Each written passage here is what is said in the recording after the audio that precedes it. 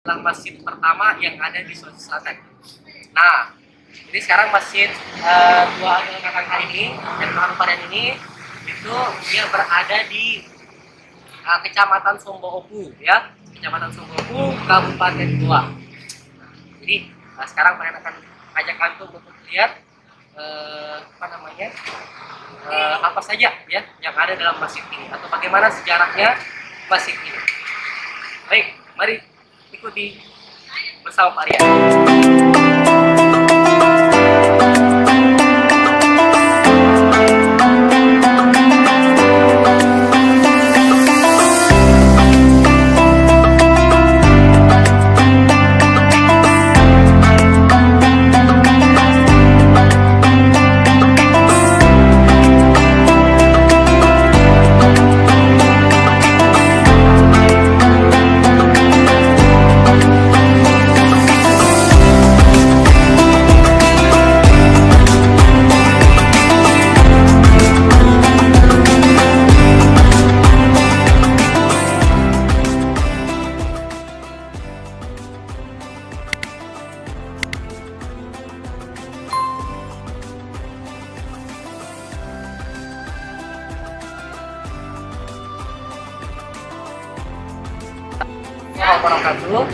Anak-anakku sekalian, siswa-siswi SD Sanama Makassar, hari ini ya kita akan melakukan kunjungan ya atau yang biasa dikenal dengan visiting. Jadi pada visiting kali ini ya, Pak Rian mau ajak antum ke sebuah situs bersejarah ya, situs bersejarah di Sulawesi Selatan ya. Nah, apa itu situs bersejarahnya? Nah, itulah yang di belakang Rian ini ya. Di belakang Rian ini ada sebuah masjid ya, sebuah masjid. Ini disebut dengan Masjid Dua Agel Kakangka ya, Masjid Dua Agel Kakangka. Jadi Masjid Dua Agel Kakangka ini adalah masjid pertama ya, konon katanya adalah masjid pertama yang ada di Sulawesi Selatan.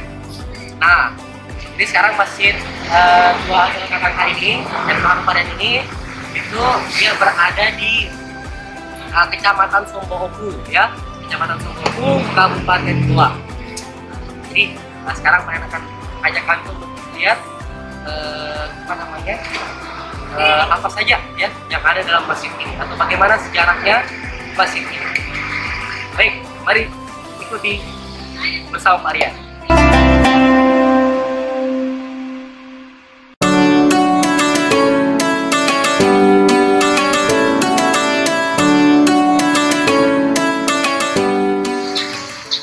Ya, jadi sekarang kita berada di lingkungan kuburan ya, kuburan Masjid Kakangka.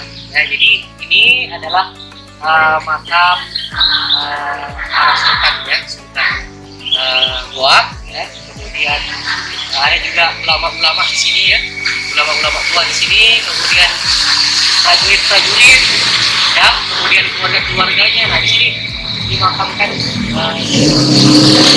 ada besar, ada kecil, ada juga kuburan di sini.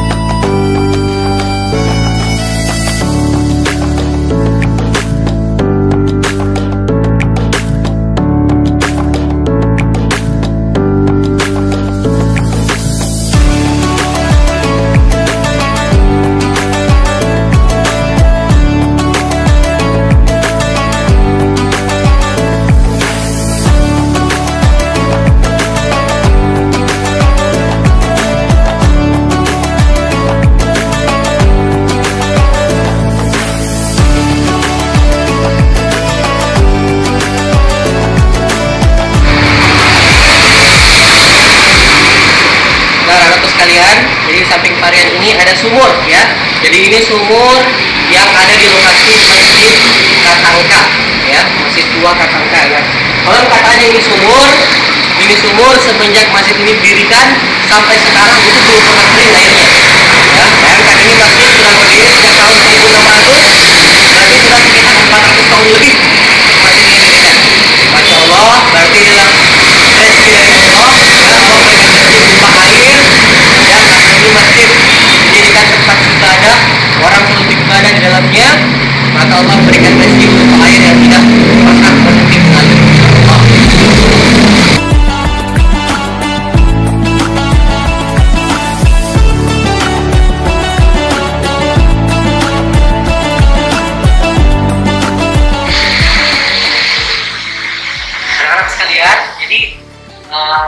Di sini juga ya ada genteng. Ini masih mempertahankan gentengnya. Ya, ini genteng yang asli dibuat oleh Belanda, ya, dibuat oleh Belanda. Kalau kita baca tulisannya di sini ya, gentengnya langsung tertulis di sini. Apa di sini? Stom panen pabrik panen, ya. Ini masih mempertahankan genteng aslinya. Ini genteng mereka masih zaman jajahan Belanda dulu dibuat.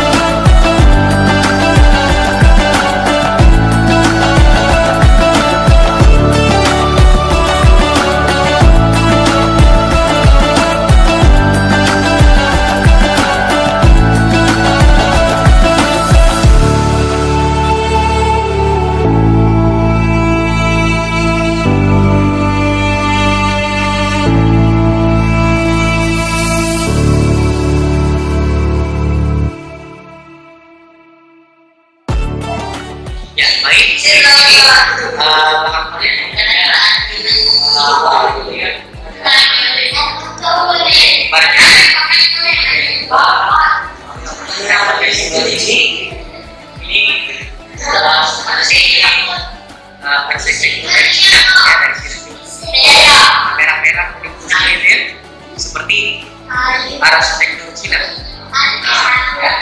Kemudian tiangnya tiang di sekitar ini berwarna putih besar-besar, yang itu di gaya Eropa, ya, gaya Eropa, jadi kasih Eropa. Nah, kemudian di sini kan, di sini ada bendera, bendera tombak, dan tombak, ya, ini kan ada bendera tombak, ini ada bendera. Jadi dulu sebenarnya di masjid ini itu ada di tombak, ada tombak. Nah, tapi karena dulu ceritanya waktu setiap sholat Jumat ada khotib, ya, ada khotib kan berkhutbah. Khutbahnya itu pegang naskah, ya, naskah dari Darul Quran, naskah Darul Quran. Nah, jadi ketika khotib itu selesai berkhutbah, itu masyarakat langsung berbondong-bondong untuk menggigit, ya, menggigit itu ujung naskah khutbahnya. ya berlomba-lomba sedikit ujung naskah khutbahnya. Nah, masyarakat meyakini saat itu bahwa ketika mereka itu menggigit ujung naskah khutbah itu membuat mereka itu tubuh mereka tidak mempan dalam senjata, ya, atau ceritanya punya ibu kebal gitu ya, ibu kebal. Nah, ini dilihat oleh ulama kerajaan Goa, ya, melihat bahwa ini tidak Islam, hal seperti ini ya, tidak Islam, itu bertentangan dengan Islam. Nah, oleh karena itu, ya, akhirnya setiap khotib itu berubah, berbeda, menjaga orang prajurit sambil menggunakan tombak ini, ya, menggunakan tombak ini untuk menghalang masyarakat melakukan hal-hal seperti tadi, ingin naskah khutbah, ya, karena tidak Islam. Nah, kemudian tadi ada pintu, ya, sekalian ada pintu. Ini pintu masjid. Pintu masjid ini berjumlah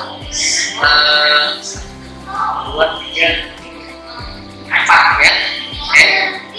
Nah, pintu masjid itu ada 5.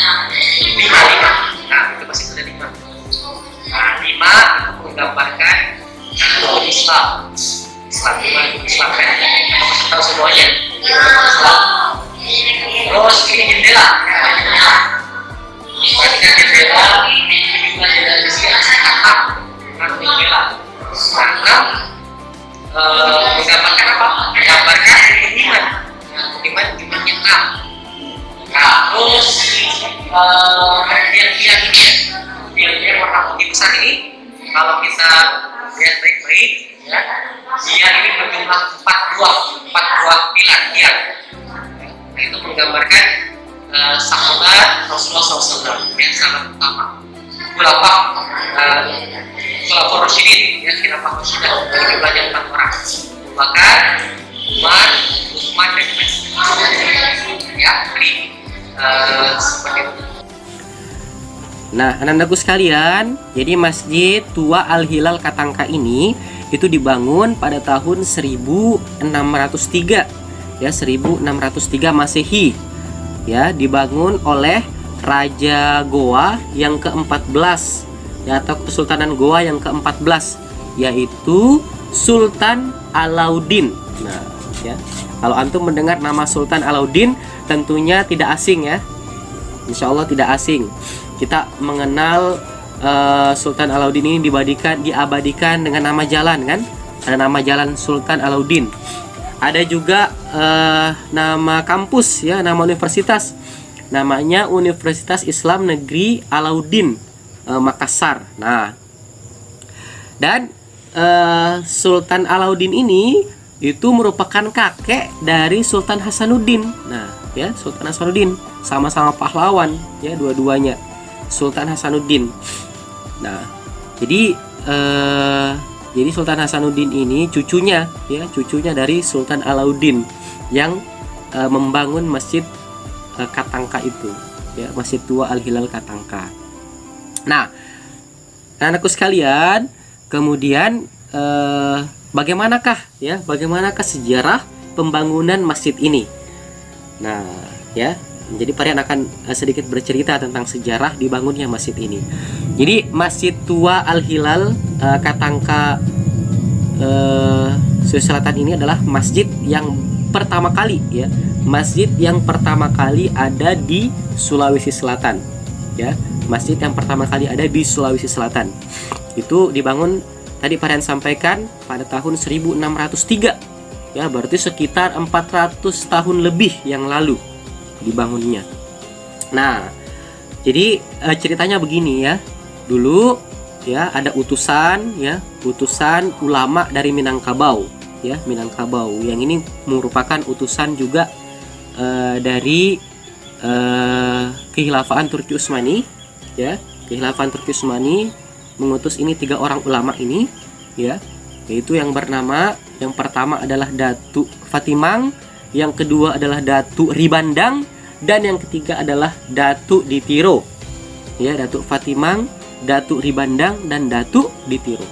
Nah, yang kemudian berhasil mengislamkan Raja Goa, ya, Raja Goa itu adalah Datu Ribandang. Nah, Datu Ribandang inilah yang kemudian berhasil mengislamkan Raja Goa saat itu. Nah, kemudian karena Raja Goa yang ke-14 tadi ya sudah masuk Islam, Sultan Alauddin itu sudah masuk Islam. Nah, kemudian akhirnya berinisiatiflah untuk kemudian membangun masjid, ya, membangun masjid yang insya Allah menjadi pusat peradaban, ya, yang menjadi pusat peradaban saat itu, ya. Nah, akhirnya dicarilah tempat lokasi, ya, yang mana bagus untuk dibangun masjid. Nah, akhirnya disitulah ada daerah, ya, yang dimana tempat-tempat itu ditumbuhi pohon-pohon, ya, pohon-pohon katangka namanya, ya, pohon-pohon katangka, ya. Akhirnya untuk membangun masjid, pohon-pohon itu ditebang, ya, pohon-pohon itu ditebang dan pohon kayunya itu dijadikanlah untuk membangun masjid itu. Nah, jadi kayu pohon katangka, ya, dijadikan bahan bangunan untuk membangun masjid katangka itu, dan akhirnya dinamakanlah masjid itu dengan Masjid Katangka, ya, atau yang kita kenal dengan Masjid Tua Al-Hilal Katangka. Nah, jadi tadi dibangun masjid pada tahun 1603, ya. Nah, kemudian masjidnya dan pada tahun 1605, ya, 1605 karena Raja Goa ini sudah memeluk agama Islam, nah maka langsung juga diikuti oleh semua warga, ya, warga Kesultanan Goa. Jadi semua warga juga akhirnya masuk Islam, alhamdulillah. Nah, kemudian pada tahun yang sama juga, pada tahun 1605, ya, Raja Kesultanan Goa pun menyebarkan Islam ini ke kerajaan-kerajaan di sekitarnya, ya.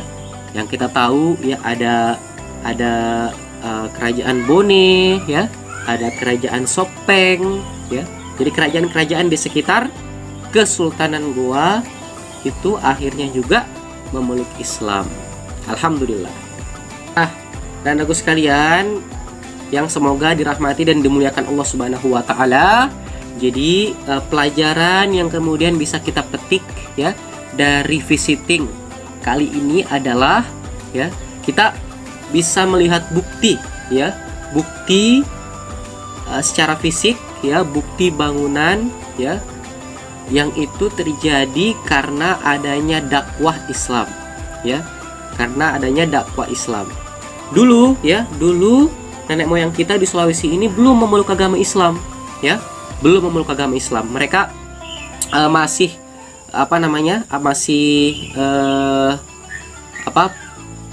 percaya, ya, percaya dengan hal-hal yang mistis, ya, misalnya menyembah pohon, kemudian menyembah matahari dan lain sebagainya, ya. Nah, kepercayaan masih seperti itu. Nah, tapi ketika Islam datang, ya, ada utusan ulama yang datang. Nah, akhirnya orang-orang Sulawesi akhirnya memeluk Islam secara berbondong-bondong. Nah, jadi ini berkat dakwah, ya, berkat ada yang menyebarkan Islam itu. Jadi tidak mungkin Islam ini datang dengan sendirinya, ya. Bayangkan Islam itu kan lahirnya di pertama kali dibawa oleh Rasulullah SAW, ya, di Mekah. Beliau pertama kali diutus di Mekah. Di Mekah jaraknya sangat-sangat jauh, ya, ratusan ribu kilometer jauhnya dari sini. Akhirnya alhamdulillah Islam juga bisa sampai ke sini, ya, bisa sampai ke sini, ya. Semua itu karena adanya dakwah, ya, semua itu karena adanya orang yang menyampaikan Islam, orang yang menyebarluaskan Islam. Jadi betapa luar biasa, ya, betapa masya Allah banyak pahalanya, ya, orang-orang yang pertama kali menyebarkan Islam, ya, ke Sulawesi itu, ya. Bayangkan dari dakwah mereka itu akhirnya banyak orang Sulawesi, ya, yang kemudian masuk Islam. Maka luar biasa pahalanya, ya, luar biasa pahalanya. Nah, jadi tidak lain yang kemudian mendorong mereka jauh-jauh ya datang dari tanah Minangkabau sana, ulama-ulama itu dari tanah Sumatera sana datang ke sini, datang ke Sulawesi itu semata-mata untuk meraih pahala ya, semata-mata untuk meraih ridho dari Allah Subhanahu wa taala. Ya. Mereka rela ya meninggalkan keluarganya di sana ya, meninggalkan hartanya di sana untuk menyebarkan Islam ke Sulawesi, Masya Allah ya. Jadi inilah anak-anakku sekalian yang harus menjadi motivasi bagi antum ya, harus menjadi penyemangat bagi antum, bahwa antum harus berlomba-lomba ya, antum harus berlomba-lomba untuk mendapatkan pahala yang banyak ya, mendapatkan amal kebaikan ya, melakukan amal kebaikan ya. Jadi anak-anak insan tama harus semangat ya, mengejar pahala, semangat berlomba-lomba dalam kebaikan. Misalnya menuntut ilmu ya, harus semangat lagi nak, harus semangat lagi antum belajar ya, karena menuntut ilmu itu juga adalah amal kebaikan yang insya Allah banyak pahalanya di sisi Allah Subhanahu wa taala. Antum juga ya ketika ketika melihat ya saudara-saudara antum berbuat kesalahan, maka antum nasihati, antum dakwahi mereka. Jadi untuk karena dakwah itu akan banyak pahalanya di sisi Allah Subhanahu wa taala. Ya. Nah, jadi bukti Masjid Katangka ini berdiri ya sekarang ya sudah 400 tahun lebih lamanya, itu sebagai bukti bahwa itulah karena dakwah ya. Masjid itu bisa berdiri karena adanya dakwah ya. Ada ulama-ulama yang datang menyampaikan Islam dan akhirnya diterima oleh Raja Kesultanan Goa saat itu. Ya, demikian mudah-mudahan visiting kali ini ya bisa bermanfaat bagi antum ya, antum mendapatkan banyak ibroh, banyak pelajaran daripadanya. Demikian ya, semoga visiting berikutnya insya Allah lebih berkesan daripada visiting kali ini. Baik, kurang lebihnya Parian mohon maaf. Wabillahi taufiq wal hidayah. Subhana rabbika rabbil izzati amma yasifun. Wassalamun alal mursalin walhamdulillahi rabbil alamin. Assalamualaikum warahmatullahi wabarakatuh.